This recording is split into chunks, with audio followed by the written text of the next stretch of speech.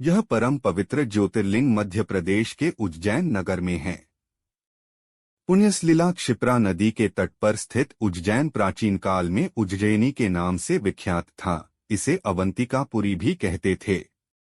यह भारत की परम पवित्र सप्तपुरियों में से एक है। महाभारत, शिव पुराण एवं स्कंद पुराण में महाकाल ज्योतिर्लिंग की महिमा का पूरे विस्तार के साथ वर्णन किया गया है। इस ज्योतिर्लिंग की कथा पुराणों में इस प्रकार वर्णित है। प्राचीन काल में उज्जैनी में राजा चंद्रसेन राज्य करते थे।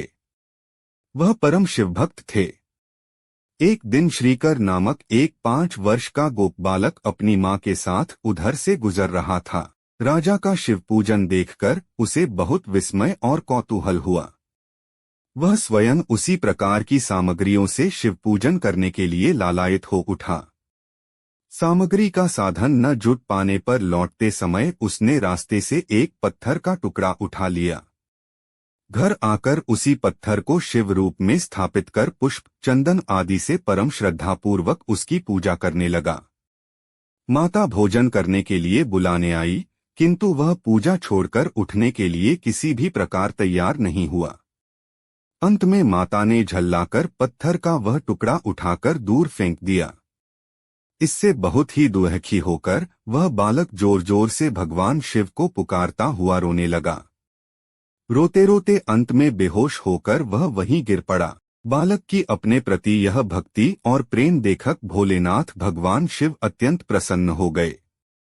बालक ने जैसे ही होश में आकर अपने नेत्र खोले तो उसने देखा कि उसके सामने एक बहुत ही भव्य और अतिविशाल स्वर्ण और रत्नों से बना हुआ मंदिर खड़ा है। उस मंदिर के अंदर एक बहुत ही प्रकाशपूर्ण, भास्वर, तेजस्वी ज्योतिर्लिंग खड़ा है। बच्चा प्रसन्नता और आनंद से विभोर होकर भगवान शिव की स्तुति करने लगा। माता को जब यह समाचार मिला तब दौड़कर उसने अपने प्यारे लाल को गले से लगा लिया। पीछे राजा चंद्रसेन ने भी वहां पहुंचकर उस बच्चे की भक्ति और सिद्धि की बड़ी सराहना की। धीरे धीरे वहां बड़ी भीड़ जुट गई। इतने में उस स्थान पर हनुमान जी प्रकट हो गए।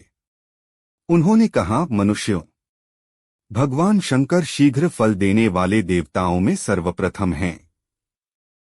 इस बालक की भक्ति से प्रसन्न होकर उन्होंने इसे ऐसा फल प्रदान किया है जो बड़े बड़े ऋषिमुनि करोड़ों जन्मों की तपस्या से भी प्राप्त नहीं कर पाते। इस गोप बालक की 8वीं पीढ़ी में धर्मात्मा नंदगोप का जन्म होगा। द्वापर युग में भगवान विष्णु कृष्ण अवतार लेकर उनके वहां तरह तरह की लीलाएं करेंगे। हनुमान जी इतना कहकर अंतर्धान हो गए।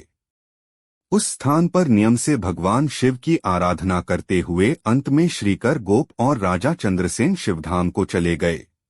इस ज्योतिर्लिंग के विषय में एक दूसरी कथा इस प्रकार कही जाती है। किसी समय अवंतिकापुरी में वेदपाठी तपोनिष्ठ एक अत्यंत तेजस्वी ब्राह्मण रहते थे।